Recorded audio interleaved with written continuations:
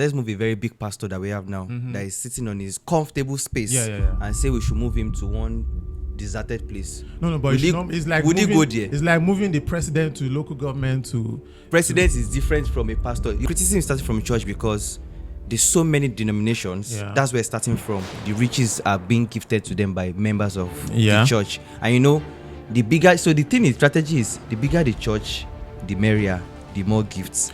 So that's why they're looking for ways to bring more people to church so the gifts can be more. So the money can be more. So is there a problem? Is there a problem with the pastor living fine? There's no problem with pastor. Everybody needs to live fine. What's the issue?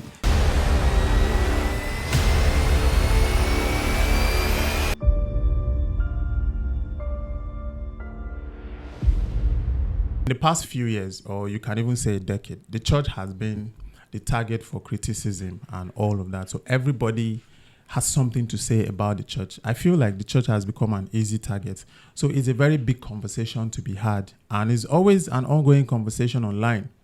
My name is Oga Pita. You're welcome to my Thought Lab. On this podcast, we dissect social issues, trending issues, and we bring different angles to the conversation.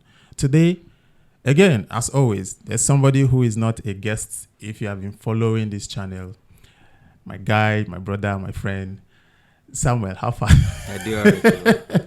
It's been a while. So we took a break. Somebody said, somebody was asking me if we took a break to come back for another season. So let's say this is another season. Amatan season. And there's usually a lot to talk about. But the subject of the church is a very interesting topic because everybody has an opinion, like I said, about the church. And so today, let's talk about the criticisms. Is it mostly from outsiders or so-called church people? I would like to say that I know so much about the church, at least to some certain extent, because I'm opportune to live in the premises of the church. You're a PK. Exactly. So I was a preacher's kid. That's what. I was, and I'm still like a church person or boy, or rather, I'll put it that way. And I know people's concept from the inside as a preacher's kid. So I know the inside gist, and I know the outside. We know what we hear from the outside, and we talk about in the indoor. So there's a lot of criticism in the church right now, especially with this social media advent and the fact that there are a lot of pastors, preachers, motivational speakers, people who they just feel like I can talk, I know how to influence people, and I just feel like I can talk, I know how to. Then let me just open a church and let me start business. But do you think that? Don't you think that the problem is also the church people themselves?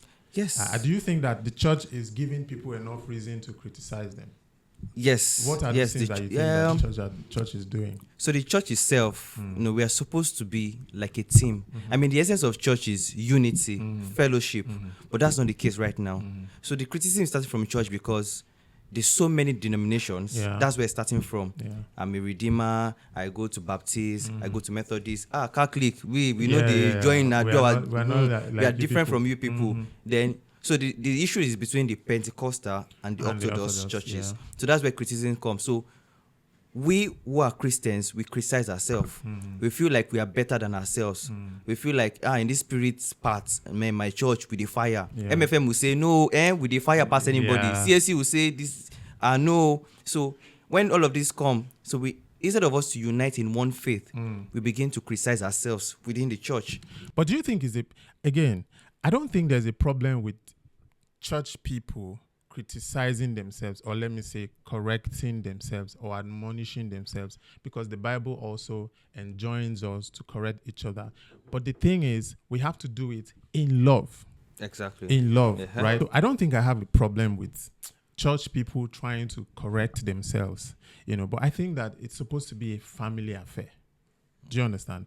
Because even in the Bible days, Peter was with Christ, but Peter made some mistakes and Paul had to correct him. Do you understand? So there's no problem with, criticizing each other, but it has to be in love. But the problem I'm seeing now is the fact that people want to criticize you to make themselves feel better. Exactly. So maybe if there's a scandal and the scandal affects your church, I feel like I'm exempted because, in my church, we don't do like that. In my church, we don't do like that. Now, not knowing that thing you're doing, you are somehow doing collabo with the detractors. So that division that the devil wants to achieve in church, you are helping to contribute to it, because you're not called to defend your denomination. You're actually called to defend the faith. Exactly. Now, so what are those areas of criticism that you see that the church is guilty of? Because you said that the problem is also from the church. What are those things that people say about the church that you think, now them cause harm? I think basic things about this preaching on prosperity, riches, and especially pastors who... Sorry, you are an Orthodox person. Yes. I'm a Pentecostal. Of course. And when it comes to criticism, it's usually Pentecostals that are on the receiving end. Yes. And then sometimes the Orthodox people are saying, yes, now they are the ones. So tell me those things in Pentecostal that personally you also criticize or you agree with, that it is true, these people are overdoing it. All right, you've rightly said, in the Orthodox, right? I'm a Methodist. Yeah. And there's a way we have our order. There's a way we do our things in a very methodical way. It is clear as day. like you know, it's not something, we don't hide things. We don't feel like, okay, for instance, now, whatever your pastor, let me use the word pastor, it's a generic word, is earning in Orthodox Church, everybody knows, is accountable. There's a way we do our things. So when I now look into another church who is owned by a single person, sole proprietorship business, let me call it that way. It feels like one person is just running the church. It feels like now only they collect the old tithe. Now only they collect the old this thing. Just one person. It's because it's so different from our own side. Because in our angle, it's more like a missionary. You cannot see a pastor. You call them reverends. But I'm just using generic word pastor. You can't say a clergyman, a reverend, staying in one place for too long. Oh yeah, so they rotate. We rotate. So you can't say this is where I am. I'm permanent here. I know how to run things here. Before you know. Do you not think it's an unfair comparison? Here's my thoughts, right? Methodist, Catholic, many of those Orthodox churches have been in existence for more than 100 years. Yes. So they've had that structures. And the people who started those denominations, let me use that word, they are all gone. Yeah. Right? So it's been passed down from generation to generation. How do you compare that with a denomination where the founder is still alive? It makes sense that while the person is still alive, he would want to run it. Yes. Right? Because we have not seen much of those Pentecostal or what you would call new generational churches that have been in existence for, say, even more than 50 years. So are we not being unfair to compare things that have been in existence for that long, and so they've had time, the benefit of time to achieve that structure? It's like comparing Nigeria with America. Okay. So they've practiced democracy for that long, and we are just managing. Do you think don't you think it's an unfair comparison? Like I said, difference is so clear. For Orthodox churches, we believe more in missionary. For Pentecostal, I think they believe more in prosperity. It's just, let's make money, affluent lives. So when you say you believe more in missionary, what do you mean? Because they are done with their mission, if you ask me. So when you talk about missionary in those days are people who go about to different places. Even the Bible says that go about preaching the word, not just in one place. Yeah, so the fact that somebody comes from Europe to Nigeria to set up a church, because that's what they were doing essentially in those days. Yes. They come to Nigeria and maybe educate people and then teach people their own culture and set up a church. That's happening already, because Pentecostal churches go on missions and they do evangelism. Evangelism is what we're called to do. It's called mission because people leave a particular location to a different location. It happens. Most Saturdays, don't you see people around telling you about Christ? No, I'm not talking about the people. I'm talking about the pastors. Now, we're referring to the pastors. Oh, they do. They do. Pastors go out for evangelism as well. Evangelism. Okay, let's move. Okay, for instance, let's move a very big pastor that we have now that is sitting on his comfortable space and say we should move him to one deserted place. No, but it's like moving the president to local government to... President is different from a pastor. A pastoral job is like for your mission to preach the word. Okay, yes. Can we move what's the head of Methodist called globally? The prelate. Okay, so can you move the prelate to come and be the reverend in Agege parish? It might not be the reverend, but you can move him from Lagos. Okay, he's seated in Lagos. He will still be in a city. He will still be, and you can move him to Enugu now. You can move him to anywhere, He or will Anambra, or whatever place. He will still be in the city. Can't he go to my village in Enugu? He will go there now because has it happened before? It has not happened before. Exactly. But so, if what premise are you using? If there are structures for that, because he's the head of the church, right? That's why there's a seat for him. Wherever that's the same way there's a seat for general overseers in the Pentecostal churches. Yes. I'm not saying the seat is not okay for them to be. I mean, where they live or this thing. So, for instance, this seat I'm saying, the prelate does not stay there. No, okay. For instance, the prelate only retires at 70. So whatever age becomes prelate, if he becomes prelate at 60, he has 10 years. Then he leaves. Then somebody else comes. Yeah. So it's not going to be there forever. So there's no permanent seat for anybody. Okay, so the structure is more like you can even change. Tomorrow they can say the prelate's place is not more even in Lagos. We are moving it somewhere else. Yeah, but wherever the prelate is where the prelate remains till he's done with his prelateship. Done with his prelateship, with his tenure. So it's the same thing. And everything. So where the general overseer of the church, I mean the denomination is, that's where he remains till maybe whether till he dies, because mostly they have to die for another person to take over. Okay. Who takes over?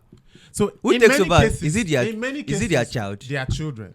Okay. And then in some of those instances, they groom the child to be able to run it. And you rightly say, of course, I'm not saying a royal royal priesthood. No, but think about it now. Think about it. John Wesley, is there any member of his family that would have been running the Methodist Church? For John Wesley. If you think about it, after he died, who else took over after he died? He had a brother who were running. We had John Wesley. We had Charles Wesley, who was his brother. Charles Wesley was one that composed most of those hymns we have on our thing. So he was a singer. Why John Wesley was the... So after John died, Charles ran it. Charles was running it. And there were other members of the church too who were already grown in that lifestyle. And they also, helped build the church to continue the mission. With the benefits or the privilege of time, we would be able to know if the Pentecostals would do like that or not. But you mentioned prosperity, so let me take you up on that. Do you think it's a problem? Is there a problem with prosperity messages? Considering the fact that even the Bible says, I wish above all things that thou mayest prosper and be in health, even as thy soul prospers. So he does not only want our soul to prosper. It's in the Bible. I'm not making it up. That's how we begin to become a pastor. Now, since he knows that chapter now, that's what we use and capture people's minds. There are so many chapters in the Bible, or passages in the Bible that you can use to make a case, because the Bible is complete, right? So whatever you want to talk about, you'd be able to find the basis in the Bible. So if there's a basics for prosperity in the Bible, why is it criticized? That is one. Two, people who criticize the prosperity gospel are not really listening to the other parts. They just enjoy the fact that they are criticizing the church. Yeah. It's not like they like salvation so much. No. That's not the reason. And so what's the problem with prosperity? Don't you want to prosper? No. Prosperity, to be honest, prosperity is what God has given all of us. We should be prosperous. So being prosperous is not a big deal, even as a child of God or as a pastor. Yeah. But there's this affluence or luxury that's come with it now that everybody is pursuing. The main target is not prosperity. It's just part of those things we need to enjoy on earth. It's part of the benefit of being we're going to enjoy. But the main thing is the kingdom of heaven. Yeah. So that's where we are leaving that angle and focusing more on prosperity. And that's why people are preaching what people want to hear. It's just more like influencers and people who are being influenced. It's what people want to hear. Okay, these people, this is what they will enjoy. The question is, people who are criticizing prosperity, what are they doing about it? People who are criticizing the prosperity gospel, I know the people that are criticizing it. Do you have a problem with? No, I don't have a problem with people. So you agree with the prosperity gospel? I don't know. Being prosperous is not a big deal, but making it a topic, like your church is now like the church for prosperity. Everybody that comes to your church. Now I saw a video viral that the man was touching he said it was you 30 million, you 20 million. That's the money that we get. Wait, there could be a voiceover for that. Yeah, but if that happens, hold on. Here's the thing, there are charlatans. let's be honest. So I'm not making a case for the shenanigans that's going on in the church. I'm talking about the actual genuine criticism. Where is it coming from? Because if things are wrong, right, they need to be corrected. They need to be called out. But what is the motive behind the call outs?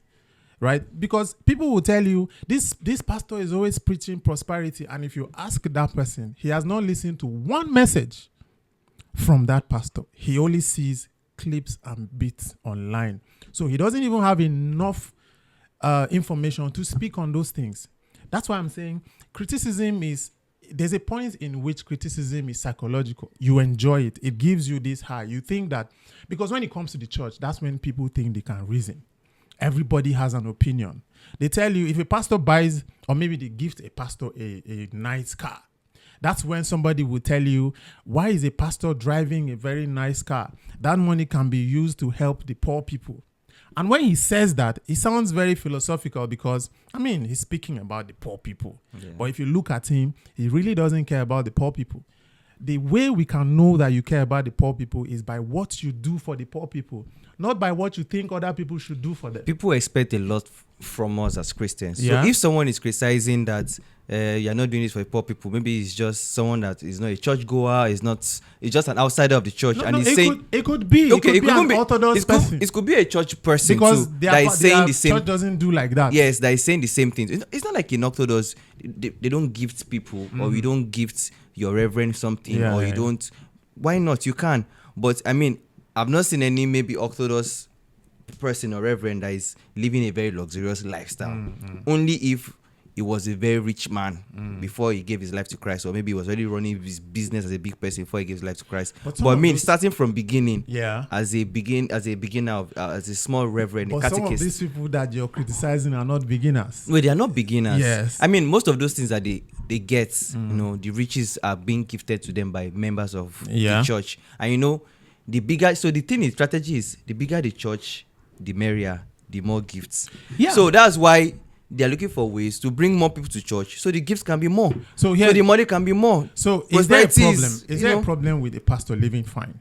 There's no problem with pastor. Everybody needs to live fine. What's the issue? So the thing is, there's an expectation from Christians or from what's pastors. The expectation? So people from the outside, they look at the pastors. It's the way you look at them. They feel like, as a pastor, you must not make a mistake. You must not do this. So anything now as a pastor, you are preaching that the Lord is your protection. He will guide you. You are quoting Psalms and all of those things to your people. And you yourself, you have bodyguard that is following you everywhere you go. Armored tank and everything. So people now start saying it in a way that this man that is preaching this, why can't he just be using normal life style car now? But again, that sounds like it makes sense. On the surface, it does. But this thing about crowd control, right? For example, hold on. Somebody of, say, Bishop David Oyedepo's status, right? If you see him walking alone on the street, do you think he would be able to walk alone on the street? I'm not saying he should walk alone on the street. I'm just saying he should use a sedan car. That's what I'm saying. I'm saying that's what people are talking about. Use a sedan car that every member of your church is using. I'm just saying normal car. No, don't use maybe an normal car. If you can afford more than that, why should you not use it? I'm not saying, for instance, those who preach, just as an example, those who preach in a particular thing that, this is this. You have to, whatever you are preaching, you have to also do it. So if you are telling people that God is their protector and they do have to fear and everything, and we know how insecurity is in this country, and that's why people in that caliber, they like to use, the bodyguards and the police and all those things, which is, I'm not saying they need to be secured because, like you said, their status in the society, they are top people, and like you said, if he just walks by, everybody wants to touch him, everybody wants to know, and they need people who can help and everything. So, but at the same time, that's just part of, that's just rosy, that's just part of, I don't think it's not Christian-like. I'm not sure Jesus taught us that time. Now we're just waiting, we decide to do But you know that Jesus rode on horses. Do you expect this guy to ride on horses? But I don't see anybody guy beside them. Everybody touch him. Everybody fit touch him. They touch Jesus. They use palm tree. So here's the thing. So here's the thing. Now again, some of the criticism, like I said, they're not all wrong, right? But I'm trying to interrogate the motive behind some of those criticisms, because if you say that you are a Christian and you're criticizing another Christian, you're supposed to also live a life that shows that whatever it is you're speaking against is not a vice that you also have in you, but because you lack the opportunity to do so. Some of those criticisms come from envy and jealousy. Because if you attain such status, you would want to live the way these people are living.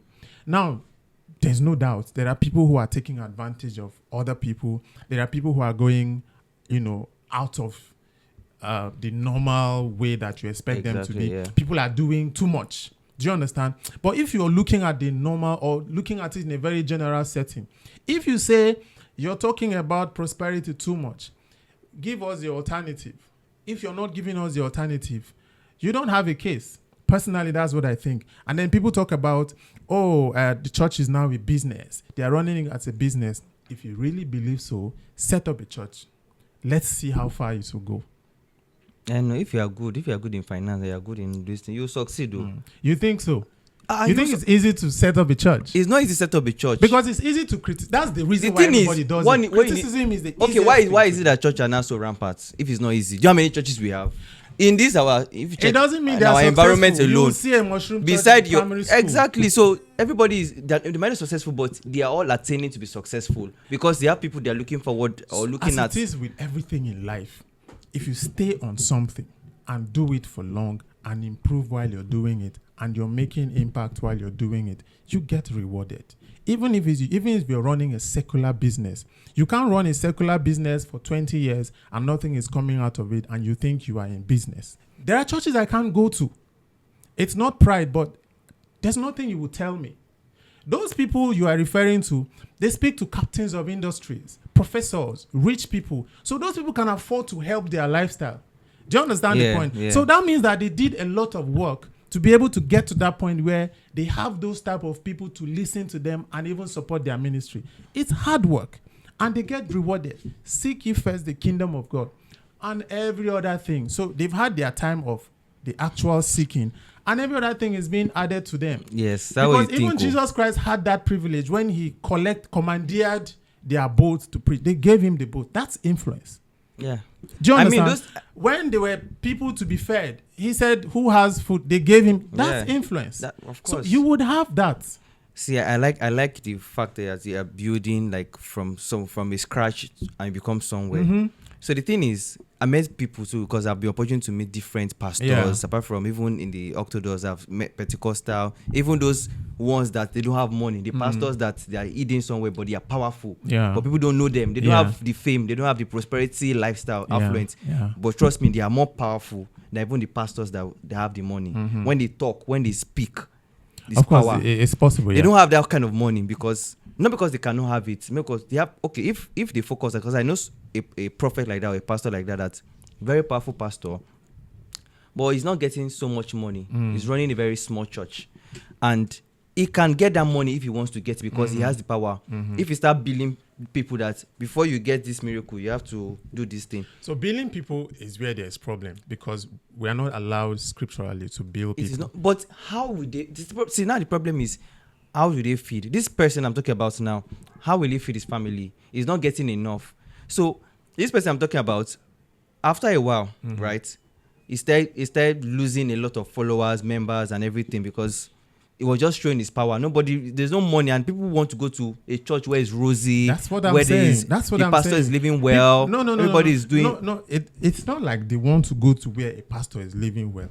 They want to be able to know that they would gain, their life will not be the way it is. Because if I start attending your church and in the next 1 year, my life changed, my financial status changed, I will contribute to your own financial status. That's what seed sowing is. That's what seed offering is. That's what gifting to pastors is. If I don't have, such as I have, is what I would give. Isn't that? Yeah. And so that's the point now. The point is, let's criticize with love and let's know that our calling is to defend the faith, not defame denominations. Yeah. There are pastors who are not living up to the standard of the gospel.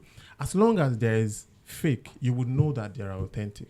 But if we're using one brush to paint everything, that's where the problem is. Prosperity is not the problem. It's in the Bible. The Bible has so many areas. So if you focus on one area, that's what works for you. So the balance in the scripture is what we always call for, or what we should call for.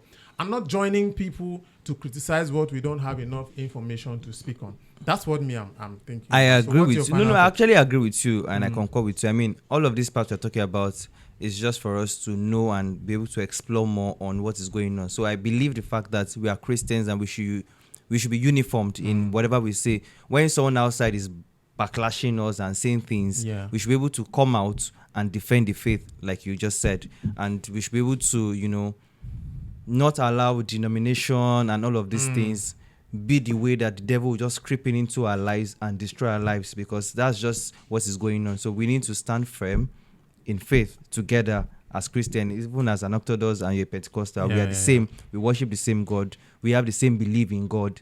So we shouldn't focus on what the church is doing or what our pastor is doing. It is the fact that we are Christians and we should believe in ourselves and what the Bible says and what Christ has taught us. Thank you very much. So I would like to get your thoughts, your comments in the comment section, right? Let's know, what do you think about the controversies in the church, the criticism, and what is your own personal problem with the criticism in church, and what is your own criticism also in the church? Put that in the comment section. Like, share. If you haven't subscribed, please do so. Thank you so much for watching. Thank you, Sam, again. We're back for another season, right? All right, yeah, definitely. Thank you for watching. I'll see you on the next one. Hope it's out. Yeah.